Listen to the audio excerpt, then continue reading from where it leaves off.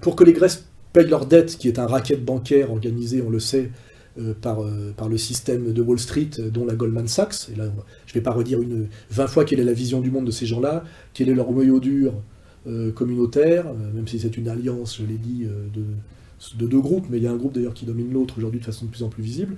La Grèce, c'est un peu ce qui est promis à toutes les nations d'Europe si nous ne faisons pas la révolution rapidement.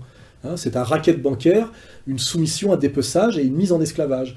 Le salaire minimum qui correspond au SMIC grec vient d'être baissé d'un quart, hein, voilà, immédiatement. Hein. Et il y a des émeutes d'ailleurs en Grèce très violentes dont on parle très peu. Il faut être absolument soucieux et solidaire de ce qui arrive aux Grecs, car ce qui arrive aux Grecs aujourd'hui va nous arriver demain. Hein, voilà.